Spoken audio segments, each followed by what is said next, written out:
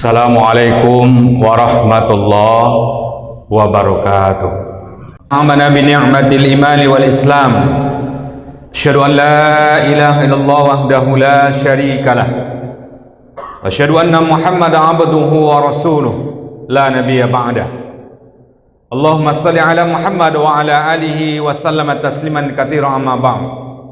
Wa ya ayyuhan nas ittaqullaha haqqa tuqatih wa la tamutunna illa wa antum muslimun. Wa qalu ta'ala fil Qur'an Karim. A'udzu billahi minasyaitonir rajim. Bismillahirrahmanirrahim. Laqad manna Allahu 'alal mu'minina idz ba'atha fihim rasulan min anfusihim yatlu 'alaihim ayatihi wa yuzakkihim wa yu'allimul kitab wal hikmah wa in kanu min qablu lafi dhalalin mubin. Wa qalu a'udzu billahi minasyaitonir rajim. Bismillahirrahmanirrahim. Laqad ja'akum rasulun min anfusikum azizun 'alaikum ma 'anittum harisun 'alaikum bil mu'minin raufur rahim. Wa qalu a'udzu billahi minasyaitonir rajim. Bismillahirrahmanirrahim. Wa ma arsalnaka illa rahmatan lil alamin. Sadaqallahul azim. Kaum muslimin hadirin sedang jamaah Jumat rahimakumullah. Kembali kita bersyukur pada Allah Subhanahu wa taala. Alhamdulillah, pada hari ini, pada Jumat yang penuh dengan rahmat dan berkah ini, Allah Subhanahu wa taala masih memberikan kita nikmat iman, nikmat Islam serta nikmat kesehatan, sehingga kita bisa hadir di masjid yang sangat kita cintai ini dalam rangka menunaikan sholat Jumat pada hari ini. Semoga apa yang kita lakukan menjadi saksi di hadapan Allah Subhanahu wa taala. Kitalah hamba-hamba yang bersungguh-sungguh untuk memenuhi panggilan Allah. Selawat dan salam marilah kita doakan kepada Allah Subhanahu wa taala, semoga dicurahkan buat nabi kita, Nabi besar Muhammad sallallahu alaihi wasallam. Allahumma shalli ala Muhammad wa ala ali Muhammad. Ma'asyiral muslimin, pada khutbah singkat ini khatib ingin mengajak kita semua, terutama kepada khatib sendiri, marilah kita senantiasa meningkatkan kualitas keimanan dan ketakwaan kita kepada Allah Subhanahu wa taala. Karena apapun yang kita miliki di dunia ini, pangkat, jabatan, kemewahan, kekayaan, semuanya akan sirna dan akan berlalu dari kehidupan ini. Yang akan kita bawa menuju Allah adalah iman dan takwa kita. Kaum muslimin, pada khutbah yang singkat ini, dalam momentum hari ini, kita akan coba mengutip firman Allah Subhanahu wa taala yang berkaitan dengan kehadiran Rasulullah sallallahu alaihi wasallam. Diturunkannya beliau adalah nikmat terbesar bagi orang-orang yang beriman. Maka pada momentum ini kita akan menyampaikan tentang beberapa poin-poin terhadap keteladanan dan bagaimana Allah Subhanahu wa taala menggambarkan tentang kehidupan Rasulullah sallallahu alaihi wasallam. Yang pertama Allah katakan dalam Al-Qur'an, laqad manallahu 'alal mu'minina idz ba'atsa fihim rasulan min anfusihim yad'u 'alaihim ayatihi wa yuzakkihim wa yu'allimul kitaba wal hikmah wa in kanu min qablu lafi dhalalin mubin.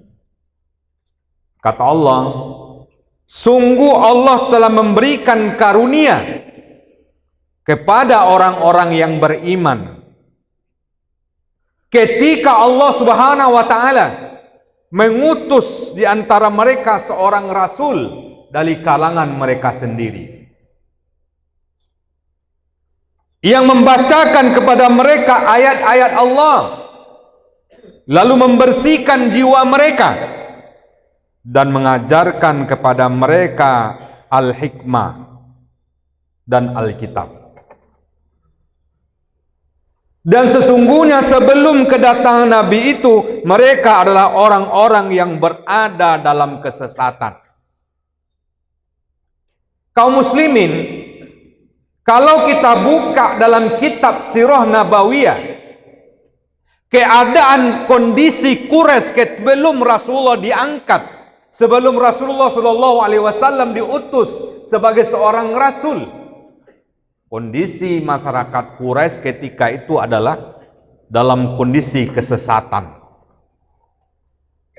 Yang pertama, kalau kita lihat dalam sirah itu, keadaan mereka, kalau berbicara tentang kemaksiatan, kalau mereka berjudi, itu nggak tanggung-tanggung.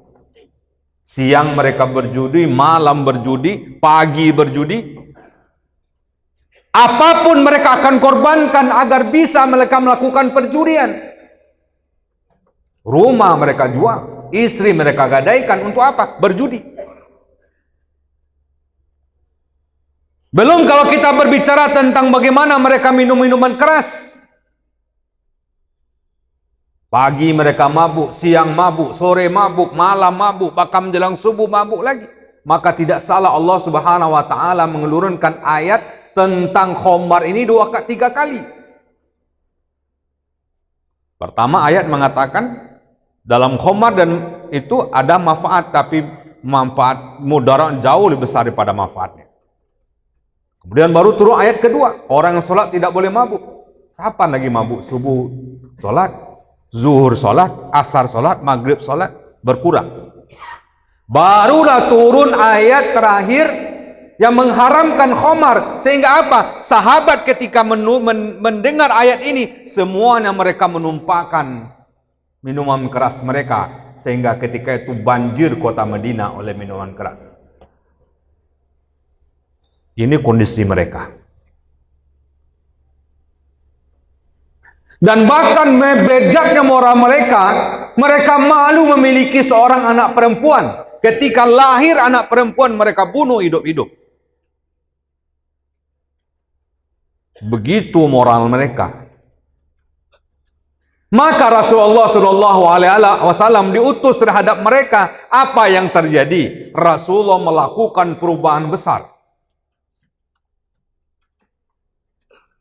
Merubah masyarakat jahiliyah tadi menuju cahaya Islam. Berkat apa? Perjuangan dan kesabaran Rasulullah Shallallahu Alaihi Wasallam. Hadirin kaum muslimin sedang jamaah Jumat rahimakumullah. Ketika beliau diutus, beliau senantiasa sabar melakukan dakwah. Ketika beliau dicaci, dihina, bahkan sampai diletakkan di atas kepalanya kotoran, Rasulullah tidak pernah berhenti berdakwah. Bahkan sampai puncaknya mereka diboikot secara perekonomian. Kalau kita buka dalam kitab sejarah itu, sampai sahabat itu menceritakan betapa kesulitan ekonomi yang dialami oleh kaum muslimin. Satu ketika seorang sahabat katanya, kami berjalan tengah padang pasir ketika malam hari. Karena saking laparnya mereka menggigau. Lalu ketika dia berjalan, dia menginjak benda kenyal. Dia rasa-rasa, terbayanglah benda kenyal itu sebuah roti. Dia makan, ternyata keesokan hari dilihat adalah tahi onta. Bayangkan yang dialami Rasulullah dan para sahabat. Itu dalam bentuk tekanan, belum dalam bentuk tawaran terhadap Rasulullah Shallallahu Alaihi Wasallam. Pemuka Quraisy stres menghadapi Rasulullah, tidak pernah berhenti menyampaikan dakwah Islam. Ditawarkanlah kepada Rasulullah, wahai Muhammad, apa yang engkau cari untuk mengajarkan agamamu yang baru? Kalau kamu ingin mendapatkan harta yang banyak, kami akan kumpulkan seluruh harta kami orang Mekah. Silakan kamu ambil berapa kamu suka. Yang terpenting adalah engkau berhenti mengajarkan agamamu yang baru.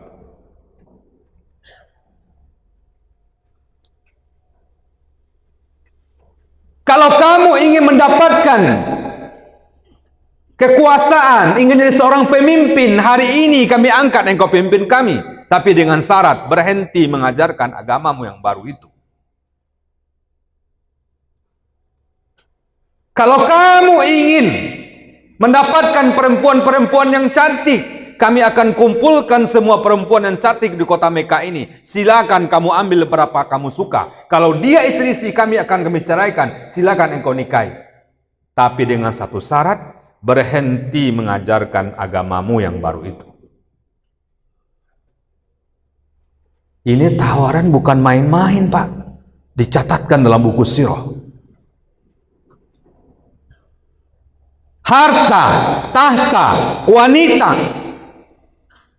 Tapi jawaban Rasulullah tegas. Wahai Quraisy, andai kalian mampu meletakkan matahari di tangan kananku. Kalau matahari di tangan kanan, Pak, berarti siang kita kuasai. Mampu kalian meletakkan, jangan yang tadi itu. Matahari mampu kalian letakkan di tangan kananku. Dan bulan di tangan kiriku, berarti malam mereka dikuasai. Mampu kalian meletakkan ini semuanya. Tidak akan pernah aku berhenti mengajarkan agama ini sampai Allah yang menyuruh saya berhenti mengajarkan Islam. Tak goyah dengan cobaan, tak goyah dengan tawaran. Beginilah keadaan orang yang senantiasa berjuang untuk menegakkan dinul Islam.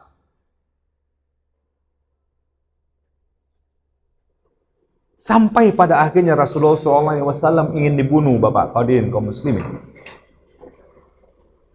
Puncaknya akhirnya Allah memerintahkan beliau hijrah dari kota Mekah ke Madinah.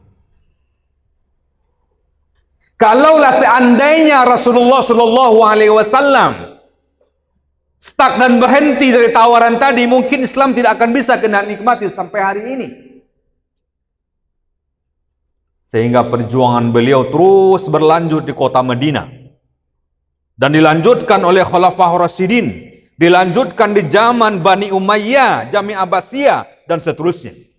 Saya yang terkutik dengan kisah sirah ini adalah, ternyata, Bapak hadirin, ini perlu kita catat dalam tanda kutip kita adalah, sahabat, mereka lahir di kota Mekkah. Mereka lahir di kota Madinah.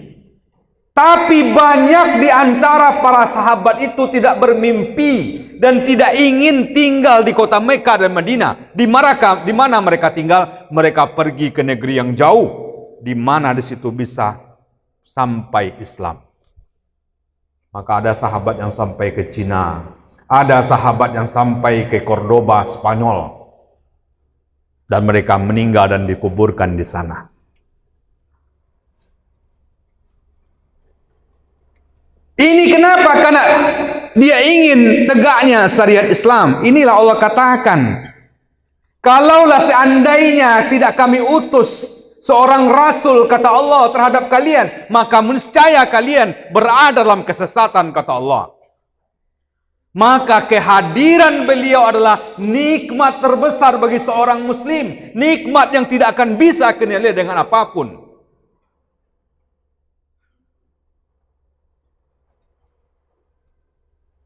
Ini yang pertama.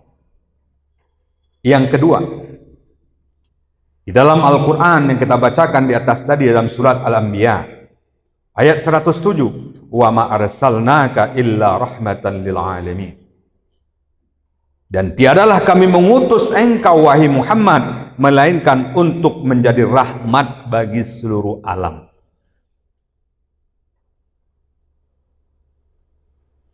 Kehadiran beliau adalah rahmat bagi seluruh alam.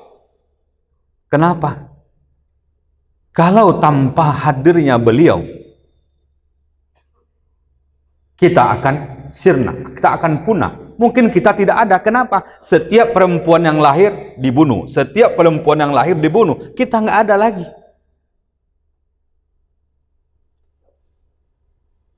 Islam mencintai sesuatu. Islam menjamin segala kehidupan.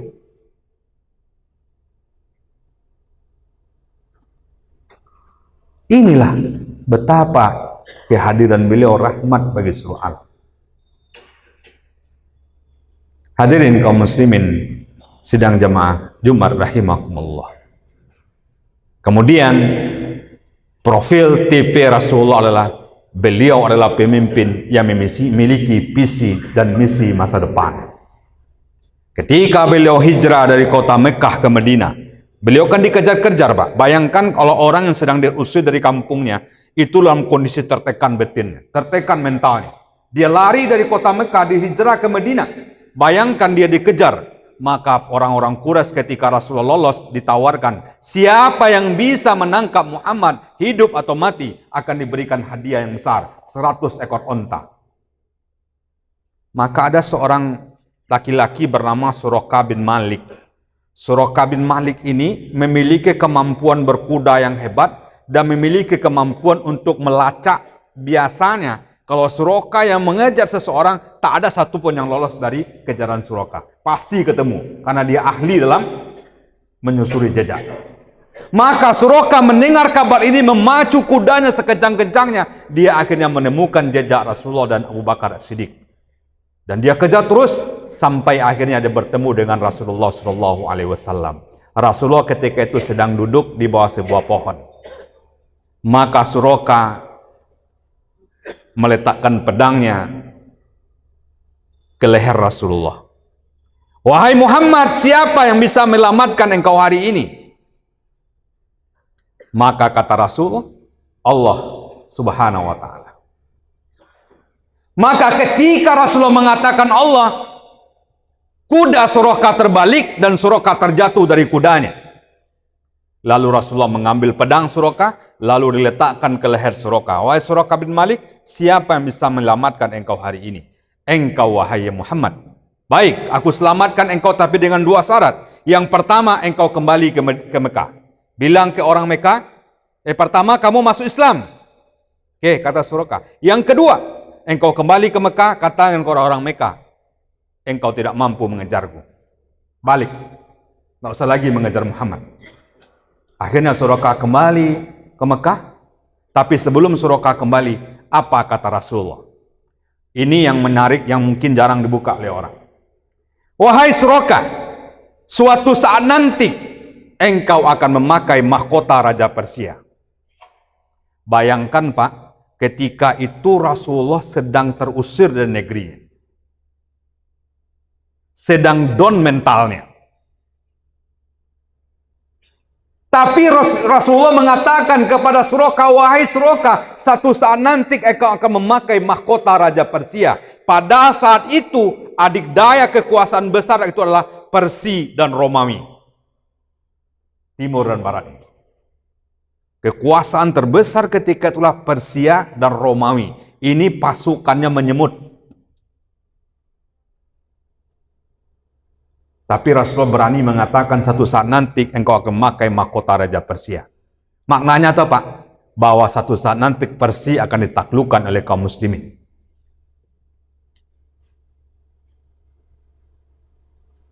Ternyata benar Pak. Masa pemerintahan Umar bin Khattab ketika perang Al-Qadisiyah, seorang panglima perang bernama Khalid bin Walid di bawah kepemimpinan ketika itu Khalifah Umar bin Khattab mampu menaklukkan Persia. Dan saat itu mahkota Raja Persia dikasih kaum muslimin dan Umar mewujudkan janji Rasulullah memakaikan mahkota Persia kepada Suraqah bin Malik. Rasulullah tidak ada lagi hidup di dunia ketika itu. Inilah seorang pemimpin yang memiliki visi masa depan.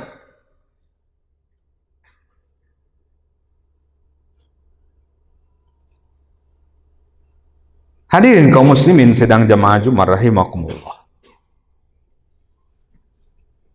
Suatu ketika perang Khandaq, dalam kitab sejarah lain nama perang Khandaq itu juga adalah perang Ahzab. Kenapa dikatakan perang Khandaq? Karena ketika itu Rasulullah bersama sahabat menggali parit. Itu masing-masing sahabat menggali 10 meter. Ya. 100 meter masing-masing itu paritnya panjang. Di saat itu sahabat menemukan sebuah batu besar. Tidak ada satupun yang mampu memecahkan batu besar itu. Lalu Rasulullah memecahkan batu tadi. Ketika Rasulullah memecahkan batu tadi, apa kata Rasul? Keluar percikan api.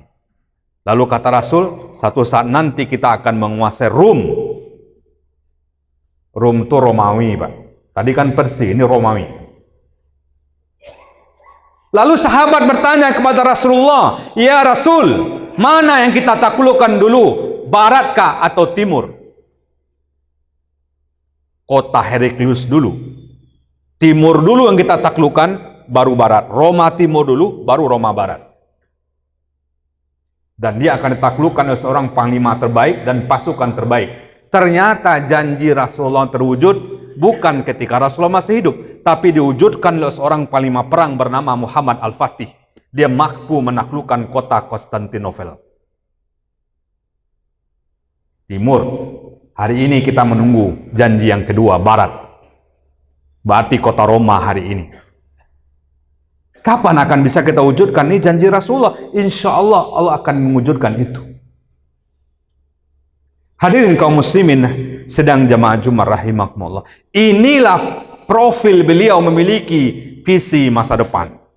Kemudian ayat yang ketiga dalam Al-Quran dikatakan, laqad ja'akum rasulun min anfusikum azizun 'alaihim ma 'anittum harisun 'alaikum bil mu'minina raufur rahim. Sungguh telah datang kepadamu seorang rasul dari kaummu sendiri, berat terasa olehnya penderitaanmu, sangat menginginkan keimanan dan keselamatan bagimu, amat belas kasihan lagi penyayang terhadap orang-orang yang beriman. Rasulullah memiliki akhlak yang mulia. Rasulullah sayang kepada umatnya. Rasulullah sangat menyayangi umatnya. Kaum muslimin, kalau berperang itu Pak, jatah Rasul itu, kalau ada rampasan perang, hak pribadi Rasul, sebagai Rasul, dia punya hak 1/5 dari harta rampasan perang. 1/5 Pak. Kalau ada dapat 1000 dibagi 5 dulu. Berarti 1/5-nya milik Rasul. Kalau ada 1000 ekor unta bagi 5. Berarti 200 Rasulullah mendapatkan rampasan perang. Kalau 200 Pak kali 30 juta berarti 6 miliar. Itu sedikit tuh mendapatkan Pak. Yang paling banyak ketika dalam sejarah dibukakan, rampasan perang yang terbanyak didapatkan oleh Rasulullah dan para sahabat ketika perang Hunain. Setelah Fathul Makkah. Perang Hunain ini Pak, ini luar biasa rampasan perangnya Pak. Banyaknya Pak. Abu Sofyan yang baru masuk Islam, dia bersama anak dan keluarganya mendapatkan 1000 ekor unta. 1000 dia dapat Pak. Berapa banyaknya rampasan perangnya itu. Itu baru unta Pak. Belum emas, belum perhiasan yang lainnya. Tapi Rasulullah tidak mengambil itu semua, tapi Rasulullah memberikan kepada sahabatnya. Sehingga ketika para sahabat datang kepada Rasulullah, ya Rasul, kami belum mendapatkan apa-apa, kami masih kurang. Sampai Rasul terdesak Pak. Karena begitu desak terus oleh para sahabat, nggak ada lagi yang aku miliki, semua sudah aku berikan kepada kalian. Betapa beliau seorang pemimpin yang sangat sayang kepada umatnya. Kalau kita ingin meneladani beliau, tentu dalam momentum bulan kelahiran beliau ini, mari kita tapaki dan kita lihat perjuangan panjang beliau untuk dekatnya dinul Islam. Fa'tabiru ya ulil absar la'allakum turhamun.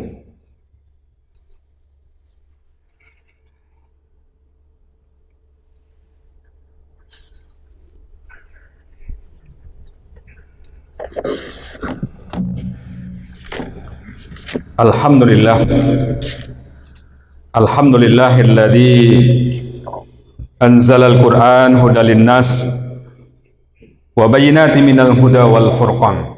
Asyhadu an la ilaha illallah wahdahu la syarikalah. Asyhadu anna Muhammadan abduhu wa rasuluh la nabiyya ba'dah. Allahumma shalli ala Muhammad wa ala alihi wa sallama tasliman katsiran amma ba'd. Wa ya ayyuhan nas ittaqullaha haqqa tuqatih wa la tamutunna illa wa antum muslimun. Faqalu ta'ala fil Qur'an Karim, a'udzu billahi minasy syaithanir rajim, bismillahirrahmanirrahim. Wal 'ashr innal insana lafi khusr illa alladziina aamanu wa 'amilus solihati wa tawassaw bil haqq wa tawassaw bil sabr. Shadaqallahul azim. Kaum muslimin sidang jamaah Jumat rahimakumullah. Seorang tokoh orientalis bernama Michael Hart dalam bukunya 100 orang tokoh yang berpengaruh sampai abad ini, beliau menempatkan Rasulullah pada urutan yang pertama sebagai seorang tokoh yang memiliki pengaruh yang besar. Dia bukan seorang muslim, seorang di luar Islam, orientalis. Kenapa? Karena beliau memandang dia memiliki pengaruh sampai hari ini. Kita tidak pernah berjumpa dan bertemu dengan Rasulullah SAW. Kita tidak pernah melihat wajah Rasul. Maka tidak salah Rasulullah mengatakan, wahai sahabatku, nanti saya merindukan dengan ikhwanku, saudaraku.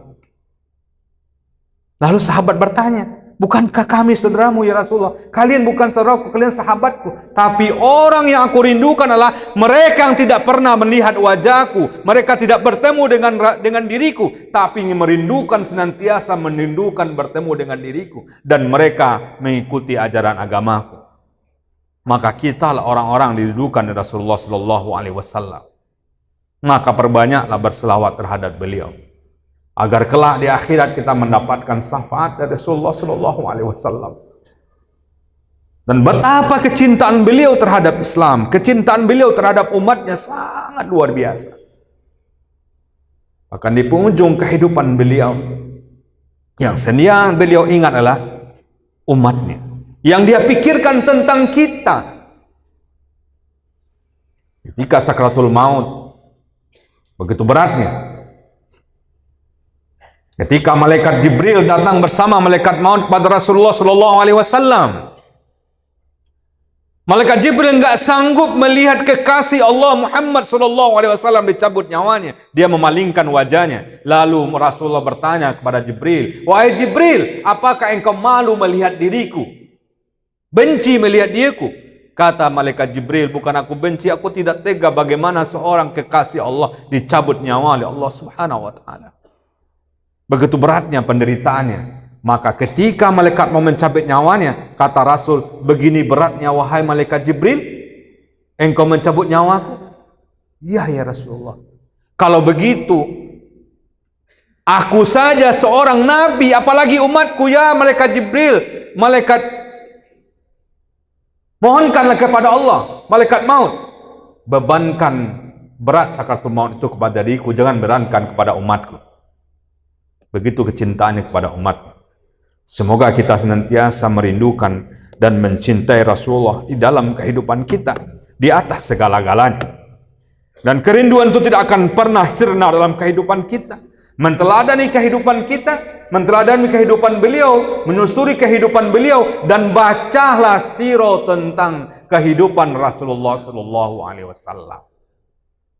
Dan merindukan bertemu dengan beliau. Innallaha malaikatahu sholat nabi ya ayyuhalladzina shallu alaihi wasallimu taslima.